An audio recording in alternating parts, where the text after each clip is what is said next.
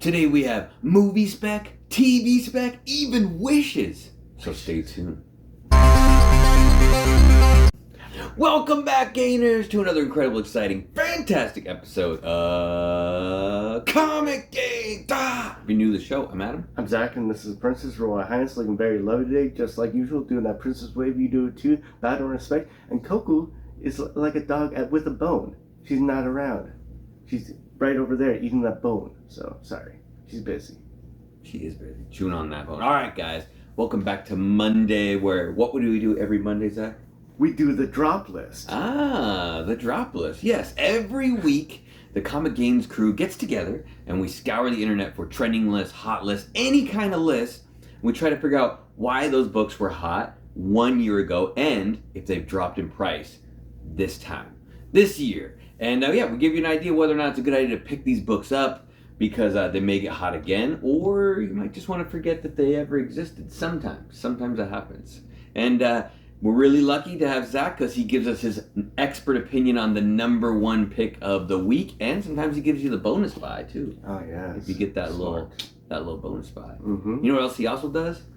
I like to get a drink, and I'm especially thirsty right now. I'm a little dehydrated, and I want some wings, so I got some Red Bull. This is a summer edition Red Bull Juneberry. It's an energy drink that vitalizes the body and mind. Allegedly. It's 160 calories. Oh gosh. That's 38 grams of sugar. And know what sugar turns into?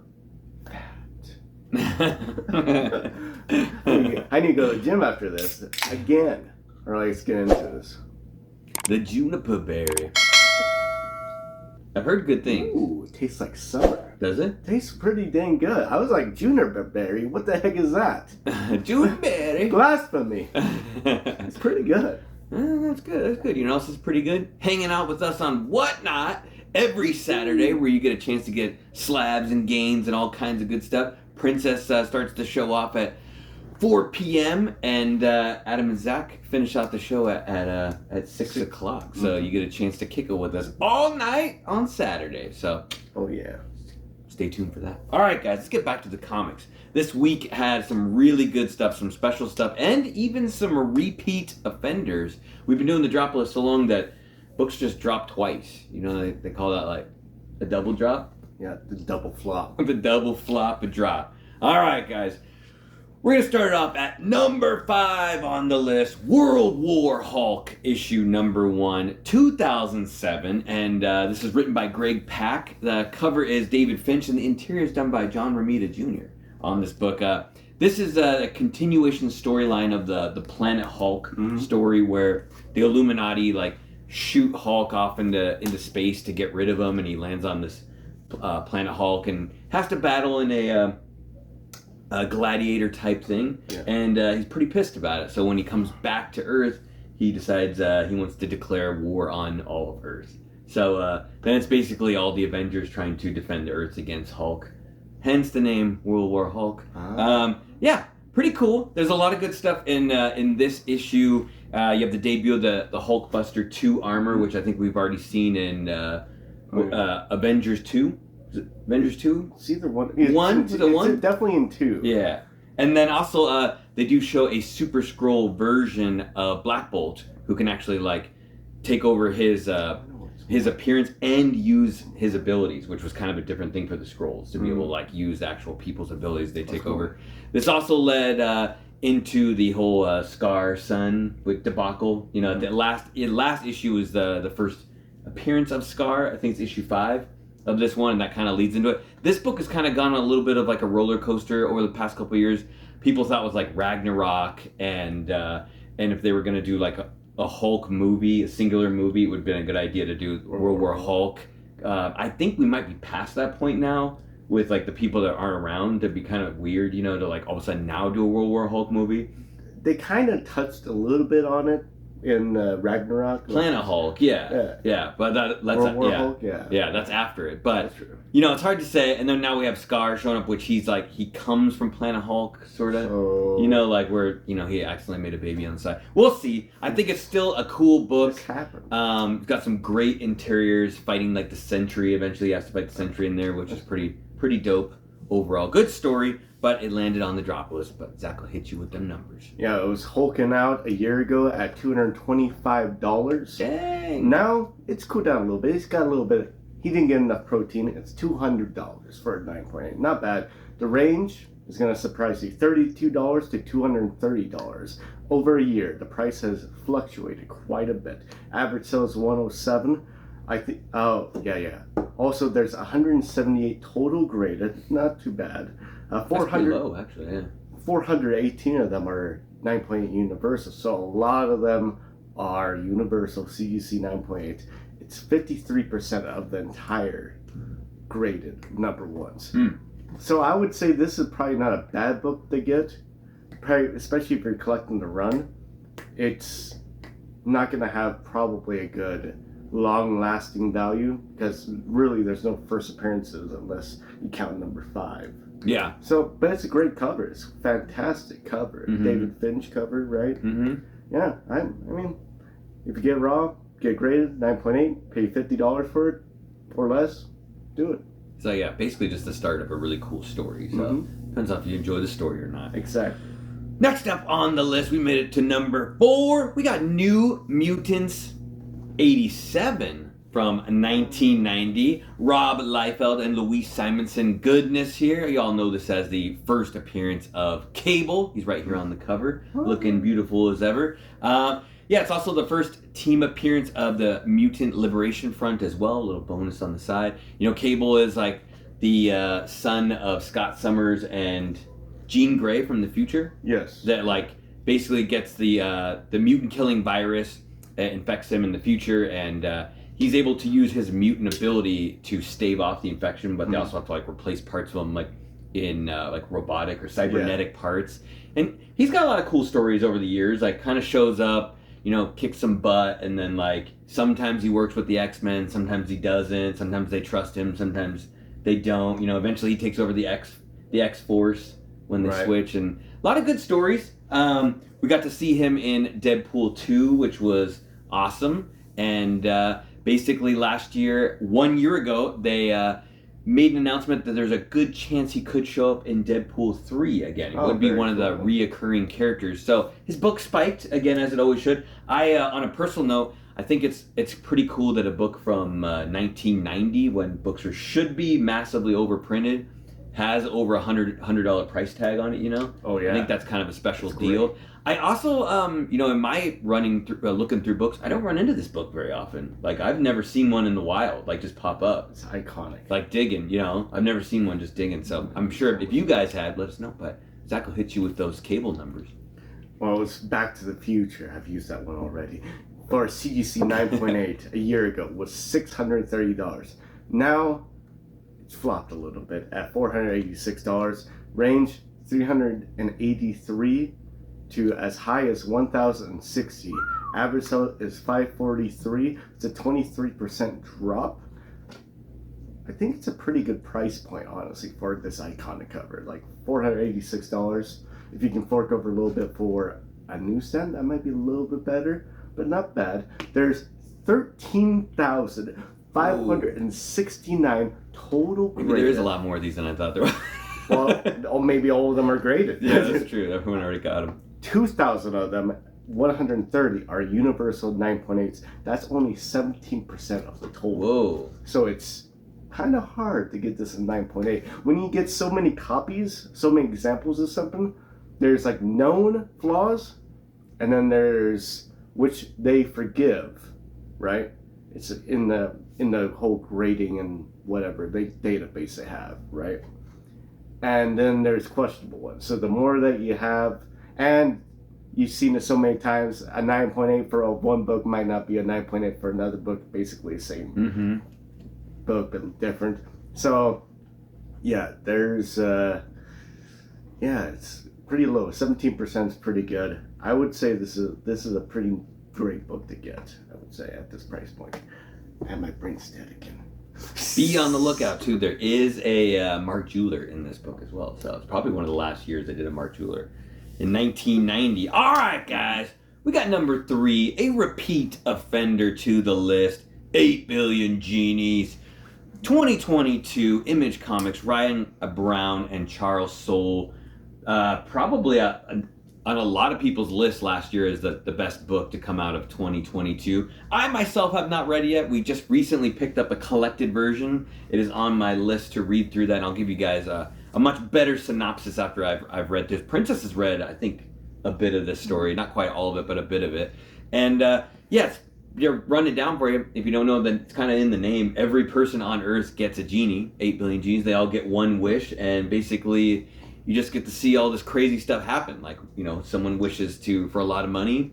Next guy wishes that you don't have a lot of money, and so forth. And they can take away your wish, or you can use your wish for crazy stuff. I'm really excited. This has ended, so they did their last issue. I think it went to 8 issues or something like that. So sounds about right. So it's really exciting. But last year at this time, Amazon announced they were picking it up for a movie, and then they were also going to do some cross media stuff as well. So that kind of jumped the book up like a year ago. It's kind of gone back and forth. When it came out, this book was hot right away because everyone's like, the story's really good, pick it up. It got a lot of money, and then people were like, this is going to get picked up by someone to make a show or a movie, and then it jumped higher, and then they officially announced it was going to get done by Amazon. It went even higher, and then now we haven't really had much news since then. That's probably why it's been on the drop list twice. I think it was on a couple months ago. It was on the drop list as well. Couple ones to look out for. The Mario Trish Forrester cover is still, I think, the best one to get. If you're looking at it's limited to like 500 copies. And there's a lot of really expensive versions of this book too, so there's not just one or two. But my personal favorite, I like the glitter cat. It's kind of a fun one to go after if you get that little glitter cat. And the weird thing, that collected issue we had was like all glittery on the cover. I'm not sure what the glitter has to do. Maybe the genies are all glittery or something, but I'm excited to read it. But it landed on the list at number 3. Yeah. Everybody was making a wish a year ago. It was selling for $197 for a CGC 9.8. Now it sells for about $100. It's been as low as $44 an entire year and as high as $235. Ooh. Average sale is $119. It's a 49% drop. And there's 1,122 total graded. 790 of them are universal CGC 9.8. It's about 70% of total graded. So it's easy to get this book in a 9.8. There's probably not that many flaws with the book, most of the books. I would say that this would probably be a good book to either, in your 9.8 copy, either have it signed for cover A or have one of the very low limited printings, like the 1 in 500 or 1 of 500. I think this one has some legs, because they're going to be shows. Think of Invincible and all of the boys. It spikes up, cools down, spikes up, cools down.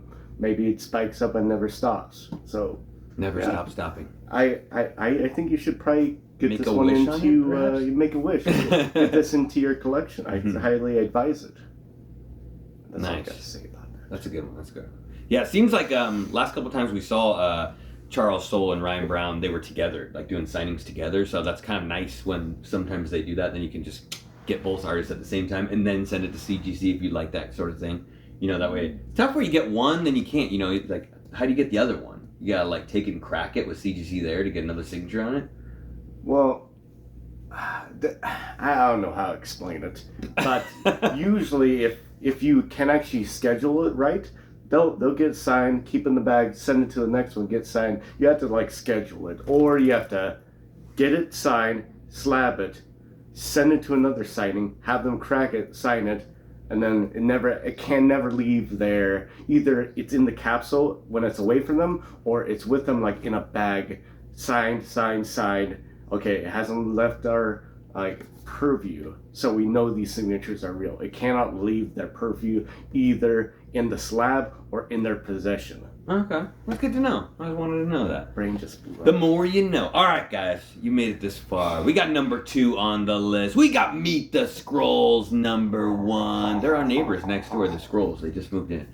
Actually, they're the Warners. And this was Marcos Martin, Robbie Thompson. This book came out in 2019. Nice. Relatively new. I think we had one of these recently, but Zach made the brilliant decision to sell it during Secret Invasion, which was a good idea. I think it was a fantastic idea. So this is first team, for some reason they call it, first team appearance of the Warner's family, which is a family of Skrulls that move in and they impersonate some family. But it's also the first appearance of Gaia.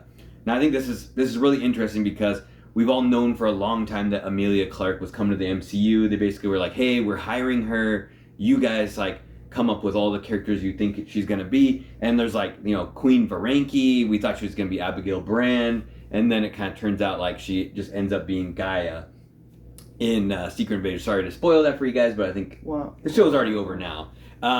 Just kind of, you know, a little bit different than what everyone were thinking because this is really her only, like, key appearance. And doesn't really in anything else in the Marvel. I'm sure she'll be in stuff later.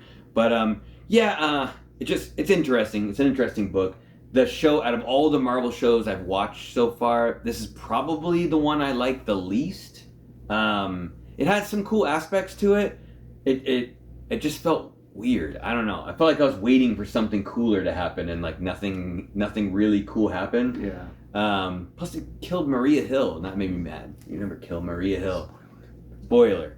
But you still gotta watch it. You know, I don't know. Like, I don't know what else it added to like the whole MCU as a whole. I don't know as a whole either, but. You know, definitely we'll have some more cool Skrull characters to go forward, I think. Right. On a side note, there's a lot of variants to this, and I didn't know there's a Scotty Young variant to this book. That's pretty cool. It's actually, I think, a Skrull hanging upside down, which... you know what that means. Yeah, it doesn't look like a cool book, but Zach will have to transform to hit you with these numbers.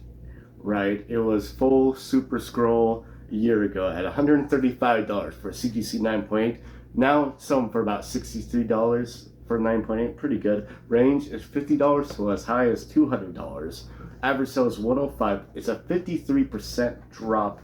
There's only 133 of these in the 9.8. 133 of these total, and 81 of them were 9.8. There's about a 61% of them are 9.8s. It's a decent book. It's a cool book. I kind of actually like the cover, but will it meet the expectations of the games? I don't think so. Gaia's gonna be around for a little while, though. She's gonna be around. Yeah. But what would be better is like the form she's taking is actually Abigail Brand. That would be cool. That'd be cool. The weird thing is like Key Collector doesn't even recognize it as her first appearance. Really, like they don't even say first Gaia. It's just the Warner family. So, which is kind of interesting. That's pretty interesting. Yeah. I like it. More you know. The more. All right, ladies and gentlemen, we got the number one book of the week, the biggest drop, and this is actually this is probably one of the biggest drops we've ever had, right? Yeah. It's up there. We've had some really big drops, like dropping from the Empire State Building. This is close to that.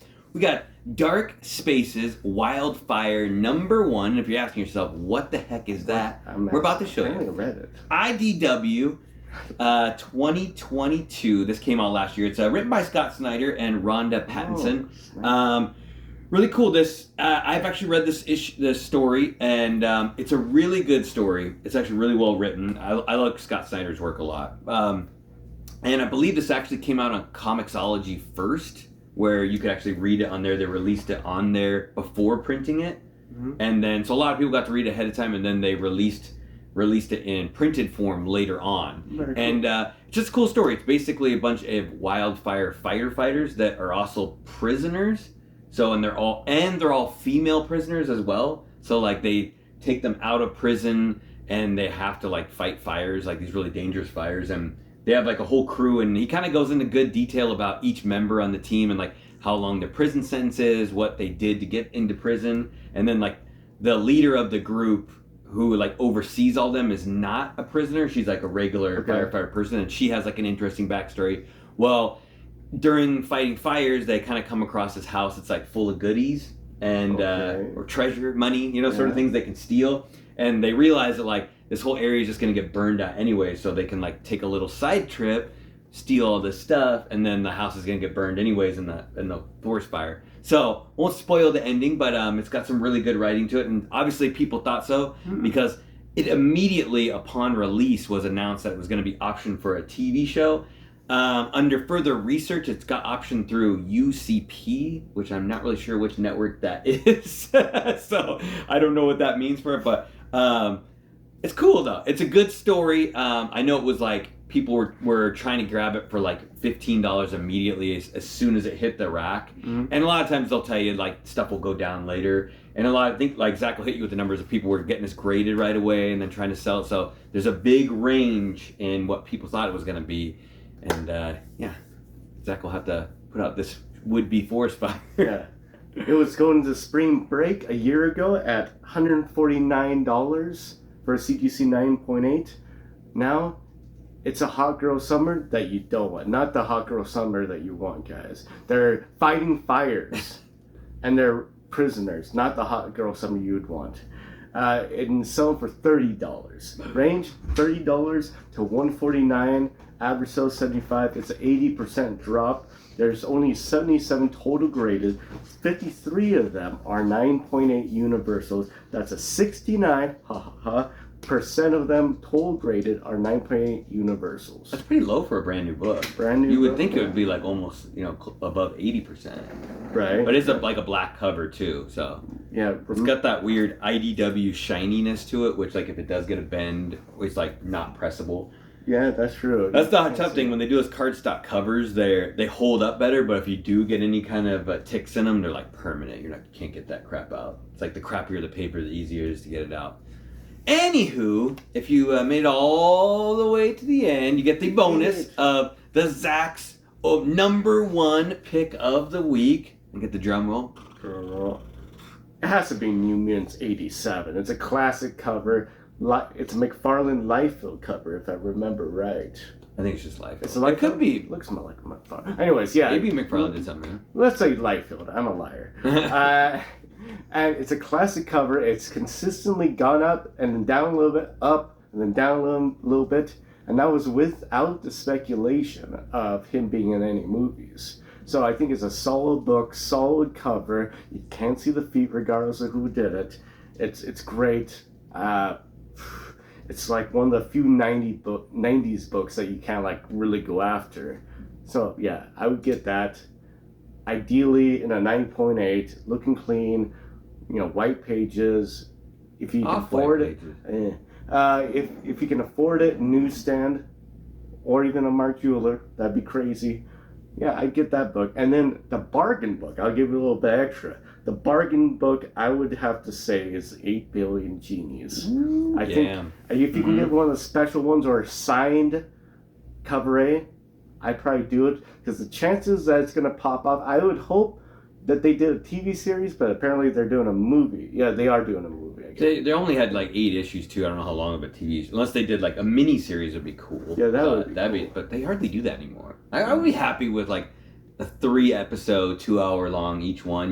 Get some real deepness, but you don't need that like stretched out of a show. Yeah, that's true. Mm-hmm. I'm just a little worried about movies, but for this particular comic, but I think that would be the bargain to get it because it has potentially big legs in a short period of time. So if you like it but not in love with it, you buy it now, and then when it goes crazy, sell it, and pocket the reward.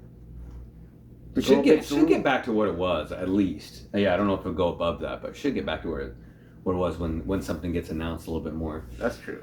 Yeah, all right, guys. That's going to wrap up the drop list for this week. And as always, if you enjoy these as much as we love doing them, do us a huge, huge favor. Hit the like button, hit the subscribe button, hit the notification bell so you always know when we're going to go live on Wednesdays and what time. And do us a big favor and leave a comment down below. Let us know what you think of this week's drop list, which books that you enjoyed, that you read any of these ones. And yeah, you got anything else, Zach? Yeah, you gotta share. How you do that is you have to fly over to the pond to England and you gotta get some of those pence variants. Am I saying that right? Pence variants that have the P on there. Like it's like usually like 9p, and I don't know what that is. It's not pounds. It's confusing, guys. You guys are confusing. Well, you guys are the confusing one, not us. We got the standard. We got the metric. Anyways, yeah, you gotta fly over the pond. You gotta get some books, meet some great comic book people, because there's a lot of good people in the United Kingdoms that love comics. Meet all the good friends, get in like what's it called? What they used to do is like web chat friends, right? Is that what it was called?